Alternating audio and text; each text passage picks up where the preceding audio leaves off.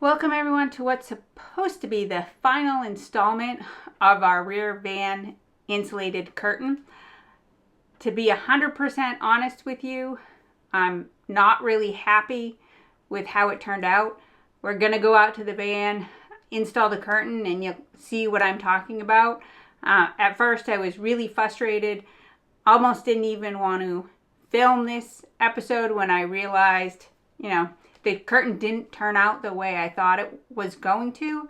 But Pat, or AKA Sully, reminded me that while I've been sewing for years, it's the first time I've attempted to make something like this. So I can't expect it to be perfect, in that every good adventure starts with a few detours. So let's start with the things that I'm happy with about the curtain. So one thing I'm happy with, and will definitely get incorporated into a future design, is the concept of the zippers and the clips, and being able to roll the curtain up so that we can access the garage underneath. That portion works very well. I'm very happy with it. The other thing I'm very happy with is the insulation I chose for the curtain. I can actually feel a difference in the temperature from above where the curtain is down below where we have it rolled up and exposing directly to the doors. It does feel a bit chillier down at the bottom. This weekend we're really going to test what that difference is with this insulated curtain, because we have plans to go up north to Franconia Notch, which is still covered in a ton of snow, and it's going to be a bit of a chilly weekend, so we will be testing out how warm we stay while we're camping this weekend. Now let's talk about the things that I don't like about the curtain, and the things that, as being the person that sewed it, maybe other people don't notice, but they are just glaring at me like a flashing neon sign. So first being the curtain. When I made it, I did the measurements inside. We have this cabinet here from Outside Van that is attached to the L-track, so we can easily take it off. I didn't take it off when I did the measurements, so I wasn't able to measure well behind the cabinet. I didn't accurately get the slope of the van roof, so my curtain's a little too wide at the top, not quite wide enough on the sides. I didn't do a good job with aligning where the outlets are. As you can see right here, there's a big gap above it, and it barely goes below it so we can access the 12-volt plug. So overall, my approach to making the pattern wasn't optimal. As I'm making the front curtain, luckily I've discovered some of these mistakes I made in the back while I've been making the front curtain. So what I would do differently is, instead of making a detailed pattern, I would have made the curtain, came out multiple times to size the fabric before cutting and finishing, to line up where these outlets are, to make sure I have a good fit. The other thing that I wasn't aware of, in the snaps that I purchased, the length of the screws are longer than what there is space up top. So when I screwed those in, it actually, because they're too long, pulled this back fabric covered wood panel away from the van. So that is something that would have to change.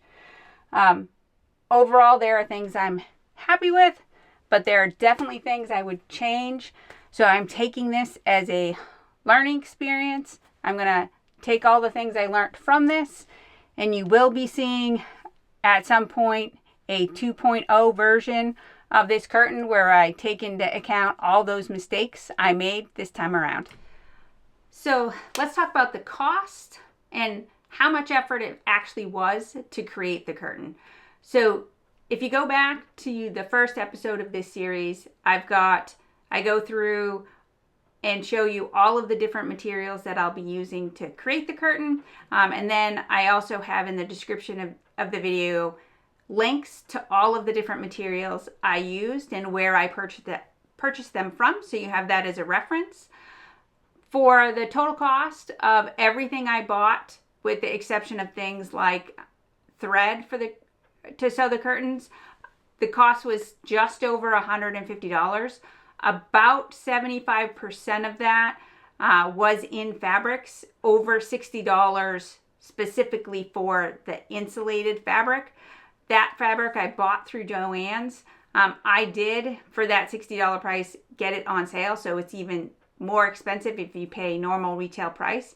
So if you are trying to stay within a budget, I would look for when either Joann's or some other store has it on sale, or if there are coupons offered so that you can, reduce that overall cost.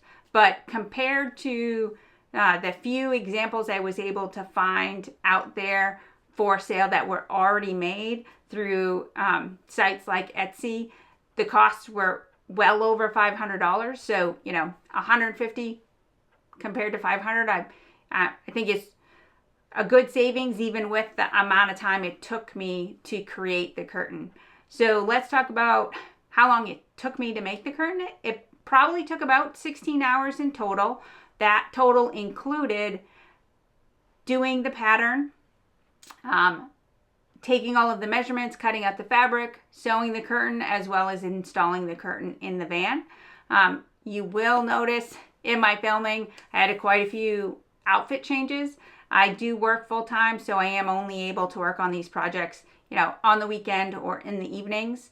So overall time frame, it probably took me about a week to get it completed and installed.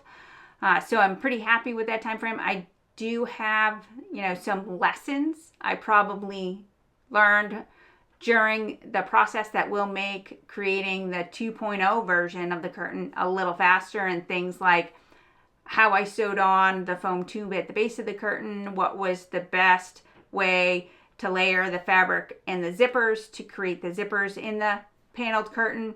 So we'll see how well I do in version 2.0 and if I can beat that 16-hour time and maybe get down to something that takes me about 12 hours to create. As you can see, we are all packed up.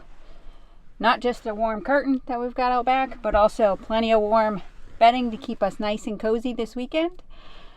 So, DIY is not always about getting it right the first time.